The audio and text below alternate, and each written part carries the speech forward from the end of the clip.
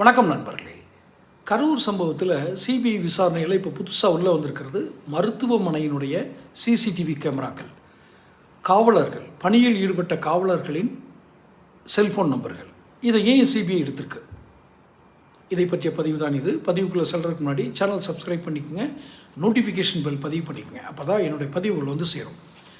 ஏற்கனவே சிறப்பு புலனாய்வு குழு ஒன்று அமைக்கப்பட்டு அது உச்சநீதிமன்ற ஆணையின் காரணமாக கலைக்கப்பட்டு சிபிஐ விசாரணை நடந்து கொண்டிருக்கிறது. இதில் கரூர் சம்பவத்தில் கரூர் அந்த சிபிஐ வந்து இப்போது உடற்கூறாய்வு போஸ்ட்மார்ட்டம் பண்ணாங்கள்ல, அந்த சம்பவத்தில் இறந்து போனவர்களுடைய உடல்களை போஸ்ட்மார்ட்டம் செய்த அந்த மருத்துவமனையின் சிசிடிவி கேமராக்களை இப்போது ஆய்வுக்கு எடுத்திருக்கிறார்கள்.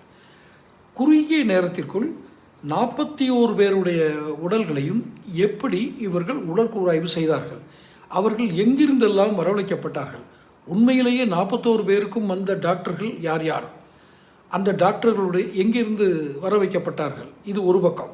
இன்னொரு பக்கம் அங்கு அந்த விஜயனுடைய தேர்தல் பிரச்சாரம் நடக்கப்பட்ட பொழுது 517 காவலர்கள் பணியில் அமர்த்தப்பட்டதாக சட்டம் ஒழுங்கு டிஜிபி டேவிட்சன் ஆசீர்வாதம் மற்றும் அமுதா IAS இவர்கள் இருவரும் பத்திரிகையாளர்களுக்கு வெளிப்படையாக பொது வெளியில் அந்த தகவலை தெரிவித்தாங்க.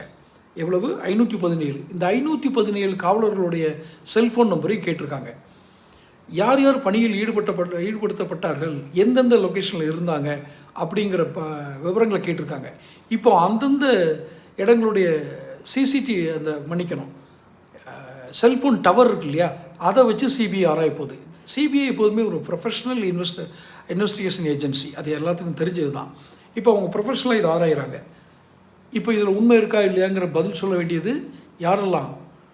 சட்டம் ஒழுங்கு சிறப்பு டிஜிபி டேவிட்சன் ஆசீர்வாதம், அமுதா IAS, கூடுதலாக பொறுப்பு டிஜிபியாக இருக்கிற வெங்கட்ராமன், இவரும் சொல்லணும். இன்னொரு முக்கியமான செய்தி, இந்த டவுன் காவல் நிலையம் அப்படின்னு கரூரில் இருக்கிற அந்த காவல் நிலையம், அதுக்கு உட்பட்டு தான் இந்த தேர்தல் பிரச்சாரம் நடந்த இடம், இந்த சம்பவம் நடந்த இடம்.